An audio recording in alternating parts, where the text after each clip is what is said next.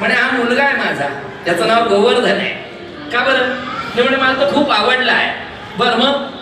नाही मग मला असं वाटतं की मी याला घेऊन जातो तिकडे दक्षिणेमध्ये आणि त्याच्यावर बसून मला तपश्चर्या करण्याची इच्छा आहे. तेव्हा द्रोणगिरी म्हणे काही हरकत नाही, घेऊन जा तुम्ही त्याला. आता गोवर्धनाची काही तिथून जाण्याची इच्छा नव्हती खरं, पण मोठ्यांच्या समोर बोलता येत नाही. म्हणून गोवर्धनाने त्या ऋषींना विचारलं का म्हणे माझे मी वजनदार आहे बरं का, आणि 7 कोसाचा आहे, त्याच्यामुळे मला उचलून नेता येईल ना तुम्हाला?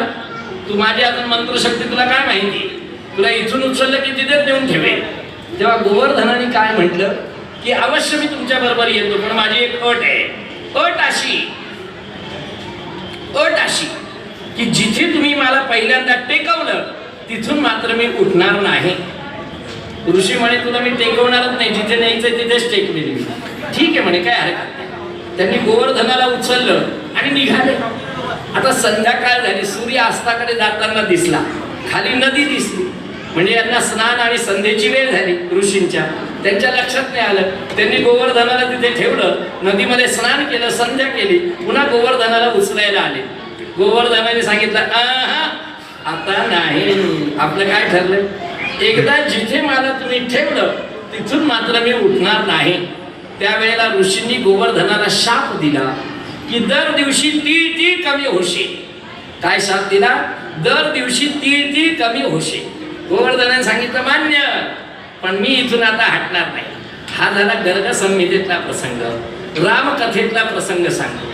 झालं असं की सागरावर सेतू बांधायचा आहे आणि म्हणून सगळे बांधव जे आहे ते आपापल्या शक्तीप्रमाणे मोठमोठे दगड आणतात, ते शिळा आणतात, ते तीरावर नेऊन ठेवतात. ते त्या दगडांवर राम लिहिलं आणि तो दगड पाण्यात सोडला की तो तरंगायचा. झालं असं प्रत्येक जण आपापल्या शक्तीप्रमाणे आणतोय. हनुमंतरायांनी गोवर्धनाला उचललं, आणि त्यांना अर्जंट मेसेज आला किंवा मोबाईल मध्ये काही फोन आला असेल की सेतू तयार झालेला आहे, कोणीही दगड शिळा आणायचा नाही. झालं, हनुमंतरायांनी गोवर्धनाला तिथे पुन्हा ठेवून दिलं. तो गोवर्धन लागला रडायला, नाही मला घेऊनच चला, मला राम कार्यामध्ये सामील करूनच घ्या. ते हनुमंतराय म्हणे बाबा रे, आत्ता निरोप आलाय की सेतू तयार झालाय, तुला नेऊन ठेवायचंय कुठे? पण तो ऐके ना, इतका रडायला लागला. शेवटी हनुमंतरायांनी रामजींना बोलवलं. रामजींनी त्याला पुष्कळ समजवलं, अरे गोवर्धन झालंय हे कार्य तर आता झालंय, पण नाही प्रभू, मला तुमच्यासाठी काहीतरी तुमच्या कार्यात मला सामील करून घ्या. तेव्हा रामजींनी त्याला शब्द असा दिला, गोवर्धन खरोखर तुझी निष्ठा बघितल्यानंतर मी पण गदगद झालो, पण या